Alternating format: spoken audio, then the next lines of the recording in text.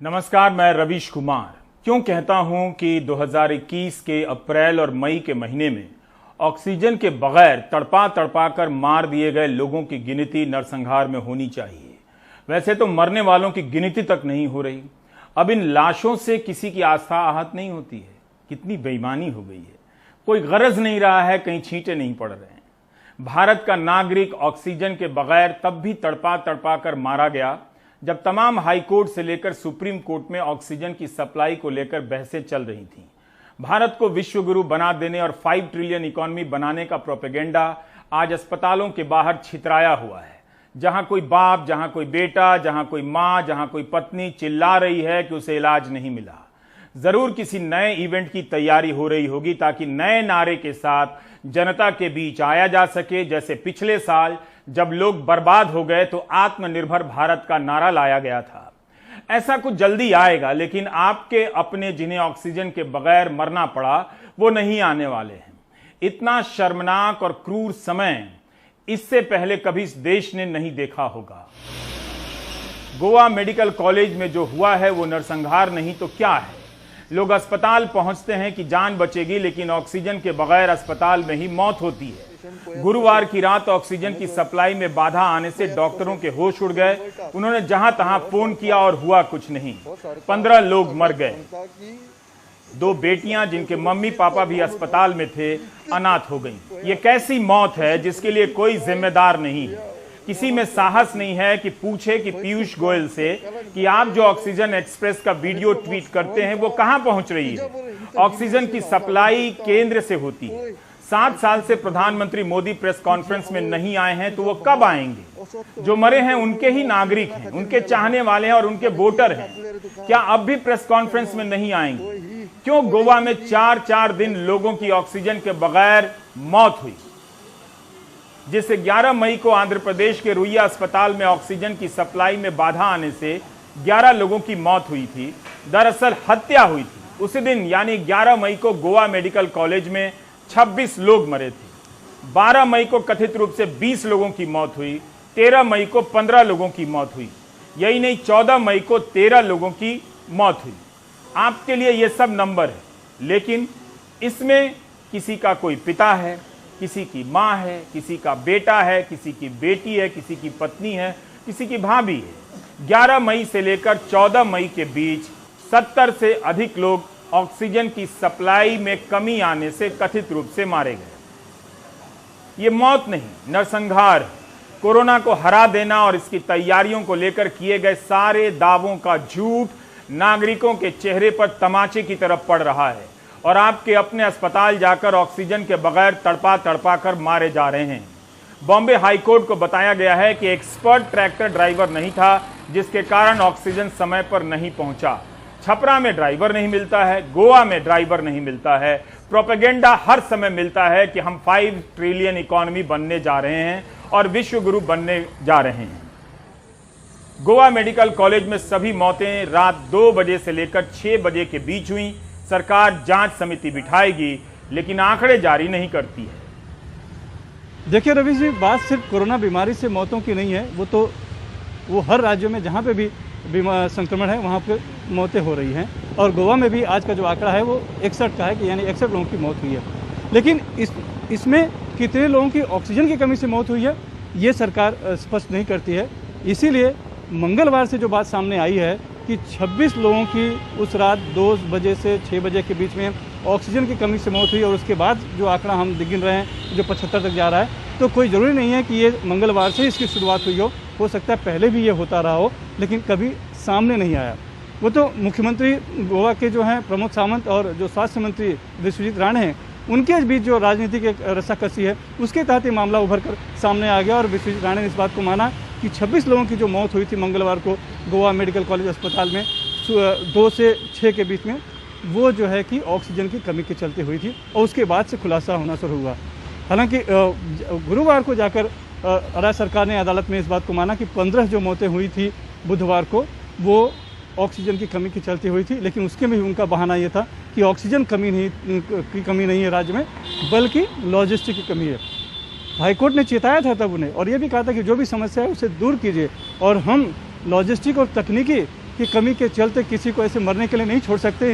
इस बात का ख्याल रखा जाए कि आगे से रात में कोई भी मौत न हो। लेकिन इसके बावजूद भी रात में 13 मौतें हुई हैं, जो कि सरकार की मंशा, सरकार की पूरी चिकित्सा व्यवस्था की बदहाली पर सवाल खड़ा करती है। दिल्ली, हैदराबाद, गोवा के अस्पतालों में ऑक्सीजन की कमी से ही करीब 100 से अधिक लोगों की मौत हुई है।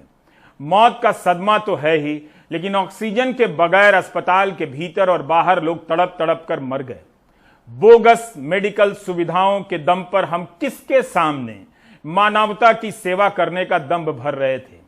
क्या प्रधानमंत्री बता सकते हैं?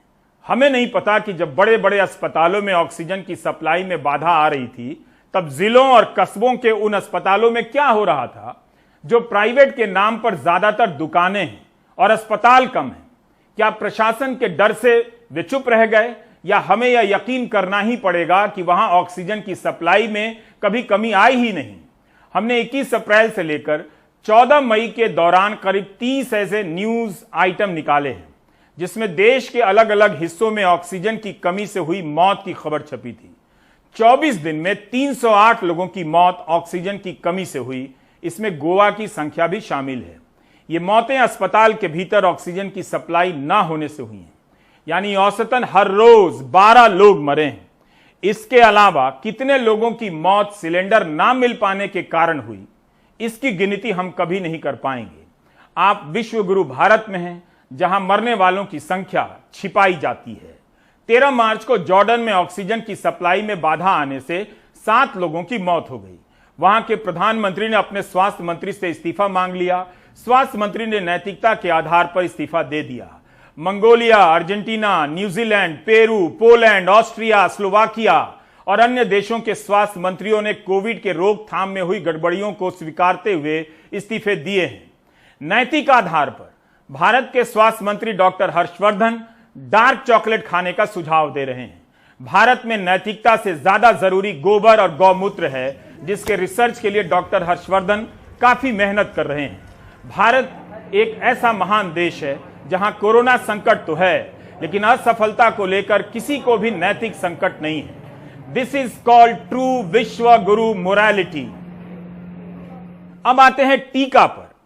फरवरी में जब मोदी सरकार ने अपना बजट पेश किया, तब वित्त मंत्री निर्मला सीतारमण ने कहा कि कोविड के टीके के लिए इस साल 35,000 करोड़ का प्रावधान किया गया है और इसके अलावा भी पैसा दिया जाएगा। तो इस बजट के रहते राज्यों से क्यों कहा जा रहा है कि वे अपने बजट से टीका खरीदें? क्या राज्यों को टीका खरीदने के लिए कोई पैसा दिया भी जा रहा है? इंडिया स्पेंड की श्रेया रमन और श्रीहरि पलियत की रिपोर्ट में बताया गया है कि 8 गरीब राज्यों को अपने स्वास्थ्य बजट का 30% टीका खरीदने पर खर्च करना पड़ सकता है। इनमें बिहार, छत्तीसगढ़, झारखंड, मध्य प्रदेश, राजस्थान और उत्तराखंड शामिल हैं। इन राज्यों की स्वास्थ्य व्यवस्था और चरमरा जाएगी। जब तक छवि बन रही थी, तब तक टीका कार्यक्रम पर केवल केंद्र का नियंत्रण था। जब लोग मरने लगे और छवि धुलने लगी, तो राज्यों से कहा गया कि आप खुद से टीका खरीद लीजिए। छत्तीसगढ़ के स्वास्थ्य मंत्री टीएस सिंह देव ने कहा है कि पहले तो राज्यों को खरीदने का अधिकार नहीं दिया गया, अब उन पर सीधे खरीदने का फैसला थोप दिया गया। इससे उनकी हालत चरमरा जाएगी। वो 35,000 करोड़ का वैक्सीन बजट कहां गया? कोविड के खिलाफ जो वैक्सीन है उसको पूरी तरह से प्रभावी होने के लिए देश की 50 से 80% जनता को ये टीका लगना बहुत ज़रूरी है। इस साल के बजट में हमने 35,000 करोड़ का प्रावधान रखा था वैक्सीनेशन के लिए। अगर 150 रुपये प्रति डोज का हम हिसाब लगाएं तो एक व्यक्ति के लिए 300 रुपये का खर्चा है और 35,000 करोड़ में हम 100 करोड़ से ज़्यादा लोगों को वैक्सीन लगा सकते हैं। 150 रुपये एक वाजिब दाम है टीके के लिए। इसमें सीरम इंस्टीट्यूट का नुकसान भी नहीं है और इसलिए केंद्र सरकार की ये पूरी तरह से जिम्मेदारी बनती है कि वो इसकी जो कीमत है उस पर नियंत्रण रखे, दोनों वैक्सीन की कीमत पर नियंत्रण रखे। पूरी दुनिया के देशों में इसी तरह से किया जा रहा है। ऐसे नहीं है कि ये कोई समाजवादी कदम है। कैपिटलिस्ट कंट्रीज जैसे अमेरिका है, वहाँ पर भी लोगों को टीका मुफ्त में मिल रहा है। उसको लगाने का जो खर्च है वो कहीं कहीं पर जो हेल्थ इंश्योरेंस है उनकी, उससे उनको रीएम्बर्स किया जा रहा है।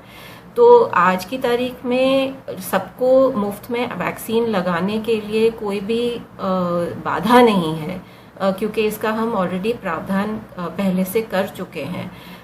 बाधा नहीं है मतलब बजट की तरफ से इसकी सप्लाई का असली मुद्दा है कि इसकी सप्लाई को किस तरह से बढ़ाया जाए। अर्थशास्त्री रितिका खेड़ा का कहना है कि 150 के हिसाब से 35,000 करोड़ से 100 करोड़ लोगों को टीका दे सकते हैं। 35,000 करोड़ के बजट के बाद भी अप्रैल तक मोदी सरकार ने भारत और भारत से बाहर की कंपनियों को ऑर्डर क्यों नहीं दिया या कितना दिया, जबकि साल भर में अमेरिका ने 130 करोड़ टीके का ऑर्डर दे दिया था। तब जब उसकी आबादी 39 करोड़ है, ब्रिटेन की आबादी 7 करोड़ है, उसने 45 करोड़ टीके का ऑर्डर दिया। कनाडा ने तो आबादी से अधिक इतना ऑर्डर कर दिया कि एक आदमी के लिए 10-10 टीके उपलब्ध हो गए। भारत ने पिछले साल कोई ऑर्डर नहीं दिया।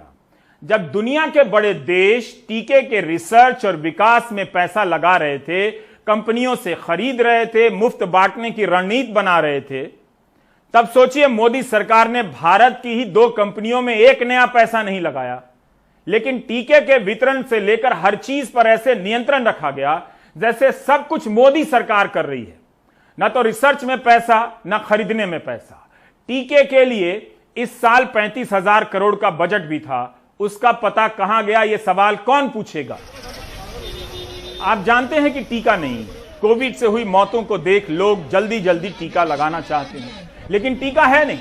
यही बात 7 अप्रैल को जब महाराष्ट्र सरकार ने कहा कि टीका नहीं है तो केंद्र ने हमला कर दिया। केंद्र के मंत्रियों ने कहना शुरू कर दिया कि महाराष्ट्र अपनी नाकामी को छिपाने के लिए यह सब कह रहा है, जबकि टीके की कोई कमी नहीं। आप नागरिक जानते हैं कि पंजीकरण कराने के बाद भी टीके की तारीख नहीं मिल रही। यह सब राजनीति चल रही थी। और ठीक अगले दिन 8 अप्रैल को सीरम इंस्टीट्यूट के ऑर्डर पूनावाला कहते हैं, इनका बयान भी जरा शुरू से लेकर अंत तक नोट कीजिए, कि हमें कल्पना नहीं थी कि भारत को इतने टीके की जरूरत होगी। कमाल है, मतलब इन्हें यही पता नहीं था कि भारत की आबादी कितनी है, कितने लोगों को टीका देना पड़ सकता है। क्यों सरकार बार बार दावे करती रही कि टीके की कमी नहीं है, जबकि लोगों को पता चल रहा है कि टीका नहीं है। 13 मई को स्वास्थ्य मंत्रालय के अधिकारियों ने कहा कि भारत के पास 135 करोड़ लोगों के लिए 51 करोड़ टीके हैं, जो केवल 25.5 करोड़ लोगों के लिए ही पर्याप्त है। अभी संख्या बताई जा रही है। 51 करोड़ टीका कब मिलेगा, पुराने रिकॉर्ड को देखते हुए आप अनुमान लगा सकते हैं। इस तरह से संख्या पहले बताई जाती तो ठीक से ट्रैक रखा जाता। ऑर्डर देने और सप्लाई मिलने का अलग अलग आंकड़ा नहीं दिया गया। विदेशी मदद का प्रचार इतने जोरों पर था कि विपक्ष को भी सवाल करने का साहस नहीं हुआ। मीडिया तो खत्म हो ही गया इस देश में। बहुत देर बाद अरविंद केजरीवाल और राहुल गांधी ने इसे लेकर सवाल करना शुरू किया। उनकी आलोचनाओं से यह बात फैलने लगी कि भारत ने अपने लोगों को टीका नहीं लगाया और दूसरे देशों को दे दिया। 7 अप्रैल को हर्षवर्धन हमारे ही चैनल को एक इंटरव्यू में कहते हैं कि कोई कमी नहीं है, आप फोन कर अपॉइंटमेंट लेकर टीका लेने जा सकते हैं। हमने जो भी वैक्सीन मैत्री की है, it is never at the cost of what our people need. आज अगर 45 साल से ऊपर के किसी हिंदुस्तानी को वैक्सीन लगनी है जो हमारे प्रायोरिटी ग्रुप्स में तय है, वो लग जाएगी। तो अरे आपको क्या करना है, एक टेलीफोन पे अपना अपॉइंटमेंट बुक करना है या वॉक इन करके आपको जाके लगवाना है। किसी को रोका जा रहा है। अगर किसी दिन 20 लाख लगती है और अगले दिन 45 लाख लगती है, तो हम तो ये नहीं कहते ना कि 45 लाख के बाद हम 46वें लाख को नहीं लगाएंगे। क्या सही में फोन करने पर टीका लग जा रहा है? गुजरात ने 3 दिनों के लिए टीका कार्यक्रम रोक दिया है। दूसरे राज्यों में भी दूसरी डोज के लिए टीका नहीं है। तभी तो कहा जा रहा है कि कोविशील्ड के दूसरे डोज का समय 16 हफ्ता क्या इसी वजह से बढ़ाया गया। अब आपको फ्लैशबैक में ले जाना चाहता हूं। आपने 13 मई के प्राइम टाइम में देखा कि सीरम और भारत बायोटेक कंपनियों का प्रधानमंत्री दौरा करते हैं। इससे संदेश जाता है कि उनके नेतृत्व में टीका पर रिसर्च चल रहा है। बाद में पता चलता है कि सरकार ने दोनों कंपनियों को एक नया पैसा नहीं दिया है। उसी तरह का मामला विदेशी मदद का भी है। इस साल 28 जनवरी को प्रधानमंत्री डावोस में कहते हैं कि भारत 2 टीके की बदौलत पूरी मानवता की सेवा कर रहा है। उनके ऐसे हर बयान में टीका देने के साथ मानवता का जिक्र जरूर मिलेगा।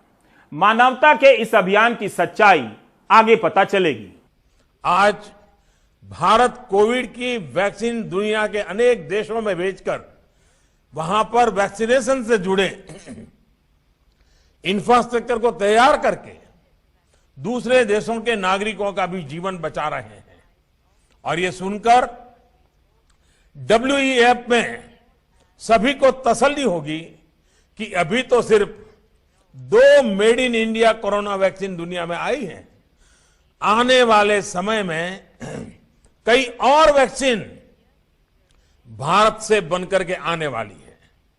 ये वैक्सीन्स दुनिया के देशों को और ज्यादा बड़े स्केल पर ज्यादा स्पीड से मदद करने में ये पूरी तरह सहायता करेगी। प्रधानमंत्री कई जगहों पर कहते हैं कि 2 के अलावा अन्य भारतीय कंपनियां भी टीका लेकर आने वाली हैं। उनका आज दिन तक पता नहीं है वो कंपनियां कहां हैं। जिन 2 कंपनियों के बारे में आप जानते हैं, क्या आप जानते हैं कि उनके पास भारत सरकार का कितना ऑर्डर है, उनकी सप्लाई की क्षमता कितनी है? यह भी ठोस तरीके से पता नहीं। भारत दुनिया का सबसे बड़ा दवा उत्पादक होने का दावा करता रहा और अब तो देश के लोगों के लिए टीका देने की क्षमता की भी पोल खुल चुकी है। सीरम इंस्टीट्यूट की वैक्सीन के बारे में आप जानते हैं। क्या कोविशील्ड की खोज भारतीय वैज्ञानिकों ने की है? वे किस संस्था के वैज्ञानिक हैं? क्या उनका नाम और चेहरा आप देखा है आपने? खबर तो यही छपी मिलती है कि एस्ट्राजेनेका और ऑक्सफोर्ड ने मिलकर रिसर्च किया है। ऑक्सफोर्ड यूनिवर्सिटी के वैज्ञानिक 20 सालों से जिस तकनीक पर काम कर रहे थे, उसी के परिणाम से यह टीका तैयार हुआ। गार्डियन अखबार में इसी साल खबर छपी है कि इस टीके की रिसर्च और इसके विकास में लगा 57% पैसा पब्लिक फंड से आया था। ऑक्सफोर्ड को मिले 1000 करोड़ रुपए में से अधिकतर ब्रिटेन के टैक्स भरने वाले नागरिकों ने दिया था या संस्थाओं ने। यह पैसा 2 दशकों की इस रिसर्च को मिलता रहा है। ब्रिटेन की सरकार, वेलकम ट्रस्ट, अमेरिकी और यूरोप के संस्थाओं ने भी काफी फंड दिए। कोविशील्ड का इंटेलेक्चुअल प्रॉपर्टी राइट्स एस्ट्राजेनेका के पास है, जिस वजह से सीरम को कई डोज इंग्लैंड भेजनी पड़ी। सीरम के पास कोविशील्ड का सब लाइसेंस है। ऐसे में सवाल उठता है कि सीरम ने कोविशील्ड टीके के विकास में और इसकी रिसर्च में क्या योगदान किया? क्या सीरम ने सिर्फ उत्पादन ही किया है या रिसर्च भी किया है? तो यह साफ होना चाहिए कि नहीं, होना चाहिए था कि नहीं, कि सीरम का जो टीका है उसके रिसर्च में ना तो भारत का पैसा लगा है, ना भारत के वैज्ञानिक लगे हैं। अगर लगे हैं तो उन वैज्ञानिकों को अभी तक सामने क्यों नहीं लाया जा रहा? इतना बड़ा काम किया उन लोगों ने। भारत में क्लिनिकल ट्रायल हुई है जो दुनिया के अन्य देशों में भी हुई। भारत बायोटेक ने जो टीका विकसित किया है उसका पेटेंट जरूर ICMR भी साझा करता है। प्रधानमंत्री भी अपने किसी बयान में इस अंतर को स्पष्ट नहीं करते हैं। जबकि 11 मार्च को प्रधानमंत्री किंडल पर गीता लॉन्च करते वक्त कहते हैं कि हमारे वैज्ञानिकों ने किया है। यह नहीं बताते कि सीरम में जो टीका बना रहा है सीरम, उसकी खोज दूसरे देश के वैज्ञानिकों ने की है या हमारे देश के वैज्ञानिकों ने की है। कौन है वो? Our scientists work in a quick time to come out with vaccines. And now India is humbled that vaccines made in India are going around the world. We want to heal as well as help humanity. This is exactly what the Gita teaches us. Gita सच बोलने की तालीम देती है। आप टीके के उत्पादन से लेकर वैक्सीन मैत्री के तहत कई देशों को टीका भेजने से संबंधित प्रधानमंत्री के सारे बयान चेक कीजिए। आपको कहीं नहीं मिलेगा कि भारत ने केवल 1 करोड़ 7 लाख टीका जरूरतमंद देशों को मदद के तौर पर दिया है। बाकी 5 करोड़ 50 लाख टीका तो कंपनियों को देना ही था, क्योंकि टीका बनाने वाली 2 कंपनियों का उन देशों के साथ व्यावसायिक करार था। जो टीका व्यावसायिक करार के तहत दूसरे देश को दिया गया, क्योंकि उनसे टीके के लिए कच्चा माल लिया गया था, क्या उसका भी श्रेय मोदी सरकार ले रही थी? मोदी सरकार के विदेश मंत्रालय ने टीका भेजने के जितने फोटो ट्वीट किए हैं, हमें कैसे पता चलेगा कि यह वाला डब्बा मदद का है और यह वाला डब्बा कारोबारी करार के तहत पैसे लेकर दिया जा रहा है? जब अप्रैल के महीने में लोग अस्पताल के भीतर और बाहर तड़पा तड़पा कर मार दिए गए, उनका नरसंहार किया गया, तब जाकर बीजेपी के प्रवक्ता संबित पात्रा यह सच बोल देते हैं। कहते हैं कि 6 करोड़ टीका मदद के तौर पर नहीं भेजा गया, निर्यात नहीं हुआ। 84% टीका डोनेशन का नहीं था, बल्कि कमर्शियल करार के तहत भेजा ही जाना था। ग्रांट के रूप में, मदद के रूप में, एड के रूप में मात्र 1 करोड़ वैक्सीन ही भेजा गया है। बाकी जो वैक्सीन भेजी गई है, 84% जो वैक्सीन भेजी गई है, लगभग 5 करोड़ से अधिक, वो लायबिलिटी के रूप में भेजी गई है, जो आपको करना ही था। चाहे हमारी सरकार होती, चाहे किसी की भी सरकार होती, उसको वो क्वांटिटी भेजना ही था, क्योंकि वो लायबिलिटी है। अब आप समझ पाए होंगे कि प्रचार और प्रोपेगेंडा का यह खेल क्या था। यही टीका जब दुनिया के अलग अलग देशों को जा रहा था, तब नहीं बताया गया कि यह वाला हिस्सा व्यावसायिक करार के तहत जा रहा है और मात्र 1 करोड़ टीका भारत मदद के तौर पर दे रहा है। गोदी मीडिया ने प्रधानमंत्री मोदी को वैक्सीन गुरु के तौर पर पेश करना शुरू कर दिया। ऐसा प्रोपेगेंडा रचा कि आप उसके नशे में भूल गए कि आपको भी टीका चाहिए। संबित पात्रा जो बता रहे हैं वो प्रधानमंत्री एक बार नहीं कहते हैं। इस बात का प्रचार आराम से चल रहा था कि वैक्सीन भारत के वैज्ञानिकों ने बनाई। भ्रामक बयान दिए गए कि मोदी सरकार ने रिसर्च और विकास में योगदान किया, जबकि 1 पैसा नहीं लगाया और सरकार दुनिया की मदद कर रही है। अब जाकर संबित पात्रा बता रहे हैं कि कोविशील्ड पर इंटेलेक्चुअल प्रॉपर्टी राइट एस्ट्राजेनेका का है। इस सवाल को गायब मत कीजिए कि जब अमेरिका ब्रिटेन अपने देश के लिए टीका खरीदने का कॉन्ट्रैक्ट साइन कर रहे थे, तब मोदी सरकार क्या कर रही थी। आपकी जान से खिलवाड़ हुआ है, लेकिन संबित पात्रा जो सच अब बोल रहे हैं आपको दिखाता हूं। तब विदेश मंत्रालय क्या कर रहा था, ठीक से देखिए, बोर मत होइए। यह 19 जनवरी 2021 का विदेश मंत्रालय का बयान है। कहा जा रहा है कि कई चरणों में दिए जाने वाले टीके की घरेलू जरूरतों को ध्यान में रखते हुए हम आने वाले महीनों में अपने सहयोगी देशों को टीका भेजते रहेंगे। यह सुनिश्चित किया जाएगा कि भारत की कंपनियां घरेलू जरूरत के हिसाब से स्टॉक रखेंगी और बाहर के देशों में सप्लाई करती रहेंगी। प्रधानमंत्री मोदी के किसी भी बयान में आप खोजकर बता दीजिए जिसमें वो कह रहे हों कि 84% टीका कंपनियों को बाहर भेजना ही पड़ेगा, क्योंकि उन्होंने अलग अलग देशों से कच्चे माल लिए और बदले में कारोबारी करार किए। दुनिया में भारत का नाम हुआ है, यह छवि आपको गोदी मीडिया के जरिए गांव गांव पहुंचाई गई। उसका सच अब आप देख रहे हैं। कितनी खोखली थी वो छवि। 26 मार्च को संयुक्त राष्ट्र की आम सभा में भारत के राजदूत और प्रतिनिधि के नागराज नायडू कहते हैं कि आज तक भारत ने अपने लोगों को टीका देने की तुलना में दुनिया के देशों को ज्यादा टीके की सप्लाई की है। यह तो उन कंपनियों को करना ही था, इसमें मोदी सरकार का कुछ नहीं था। प्रधानमंत्री जिस मानवता के नाम पर दूसरे देशों को टीका भेजने का श्रेय ले रहे थे, वो दरअसल टीका बनाने वाली कंपनियों का अपना बिजनेस हित था। Do you get my point? How lies are planted in your mind. इस बयान में 2 बातें शान से बताया जा रहा है कि जितना भारतीयों को नहीं लगा, उससे ज्यादा दूसरे देशों को टीका दिया गया। एक बार भी नहीं कहा जाता कि इसमें से अधिकतर बिजनेस करार के तहत दिए जा रहे हैं। आप देख रहे हैं कि प्रधानमंत्री मोदी, विदेश मंत्रालय, डरपोक और गोदी मीडिया सब एक लाइन में खड़े होकर बोल रहे हैं। आप कबाड़ से अखबार निकालकर पुरानी हेडलाइन देखिए, पता चलेगा कि आपकी दुनिया कैसे लुट गई। गंगा में लाशें बहा देने से काम नहीं चलेगा। लाशों के सामने खड़े होकर सच पूछने से होगा। वो आपके अपने ही हैं जिनकी हत्या हुई है।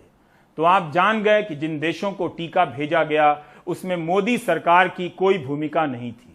हां, आप अभी भी नहीं जान पा रहे हैं कि वो देश कौन थे जहां कमर्शियल करार के तहत टीका भेजा गया। जब लोग अस्पताल के भीतर और बाहर मार दिए गए, तब संबित पात्रा कहने आते हैं कि 84% टीका व्यावसायिक करार के तहत भेजा गया। मैं बार बार ये बात बताना चाहता हूं। संबित कहते हैं वो एड नहीं था, डोनेशन नहीं था।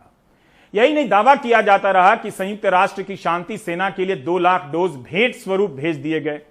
अब संबित पात्रा बता रहे हैं कि इसलिए भेजे गए क्योंकि उसमें भारतीय सैनिक थे।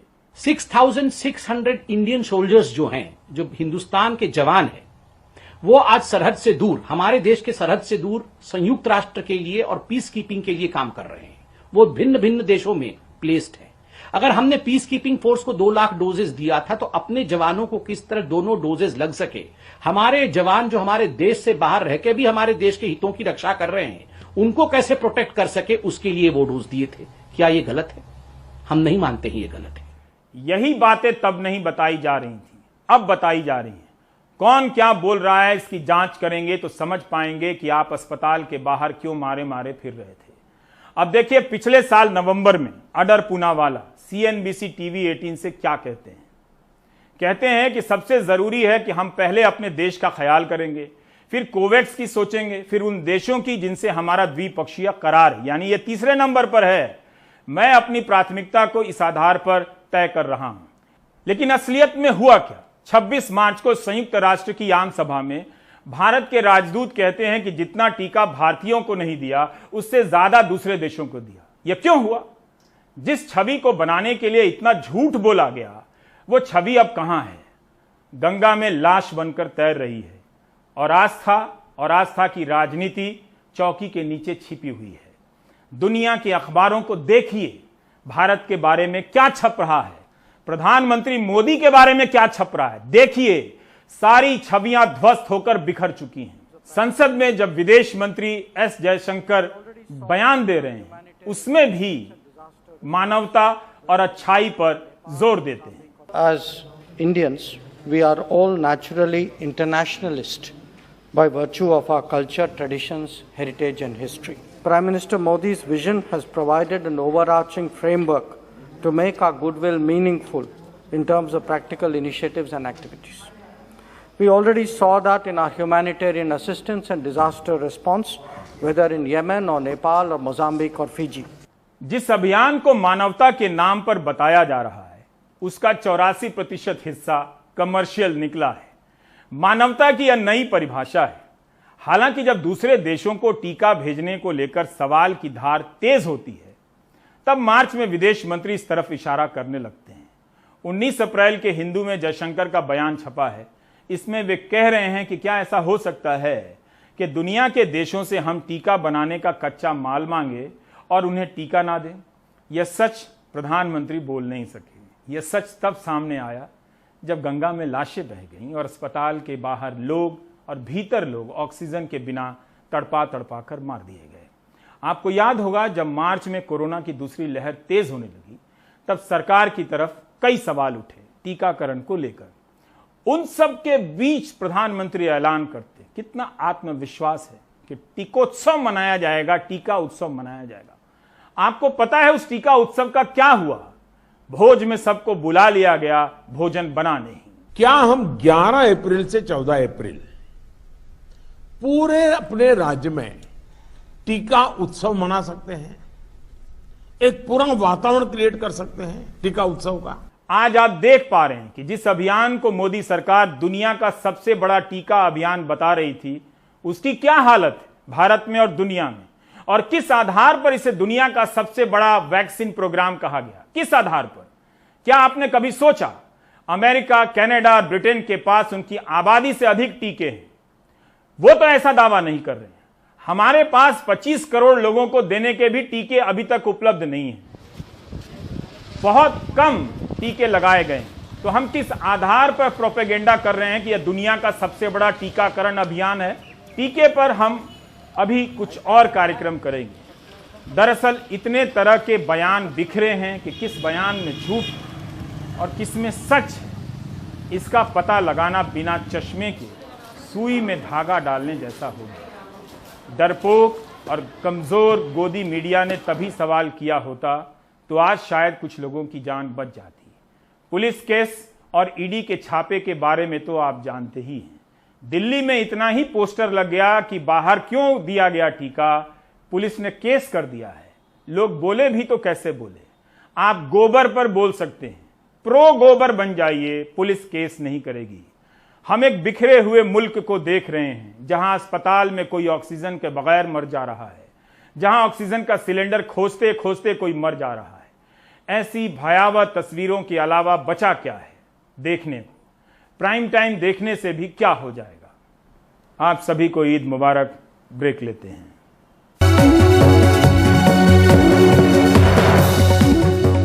अप्रैल और मई के महीने में एम्बुलेंस को लेकर कई खबरें आईं। उनमें से ऐसी खबरें भी थीं कि एम्बुलेंस में ऑक्सीजन नहीं है। डॉक्टर मैथ्यू वर्गीस उन्हीं दिनों कश्मीरी गेट से नया ट्यूब खरीदकर, पुराने ट्यूब से नहीं, इसका समाधान निकालने में लगे थे।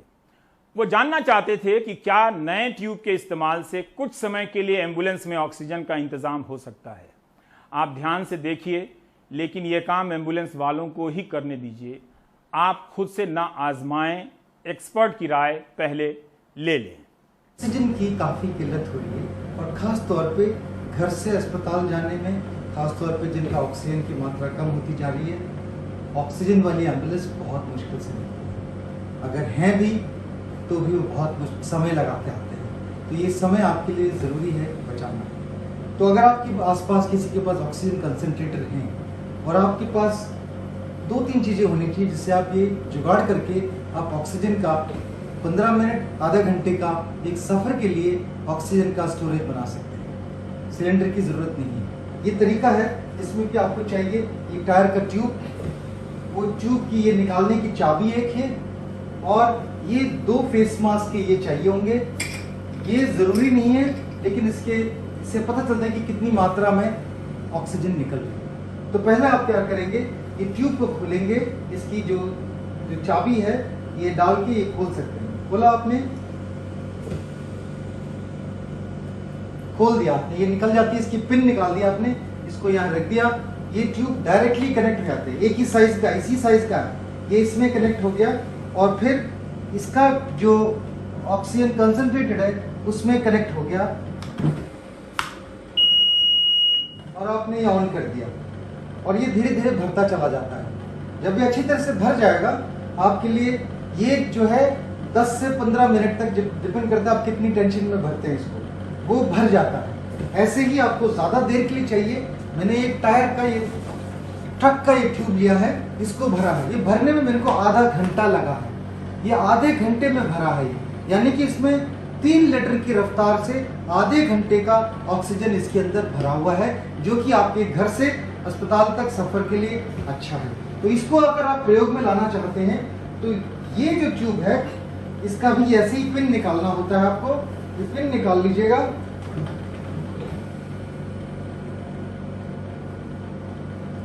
और ये पिन निकाला आपने,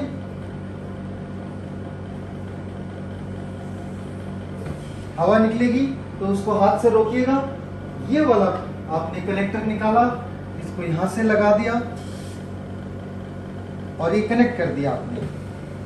अब इसको इसमें से आपने ये निकाला और यहां लगा दिया, इसके साथ लगा दिया। अगर आप देखेंगे, देखिए इसमें फ्लो रेट है 3 लीटर प्रति मिनट इसका फ्लो रेट है और आप अपना सीधा मास्क लगा के ऑक्सीजन अपने मरीज को दे सकते हैं। बहुत सरल तरीका है, सीधे आधे मिनट के लिए ये आप प्रयोग कर सकते हैं। जब ये खाली हो जाएगा शायद आपको हाथ से थोड़ा सा दबाना पड़ेगा, लेकिन आप अपने मरीज के लिए ऑक्सीजन सेफ्टी के लिए दे सकते हैं। ये देखिए भर रहा है, ये ऑक्सीजन की मात्रा है। आप देख रहे थे प्राइम टाइम। नमस्कार।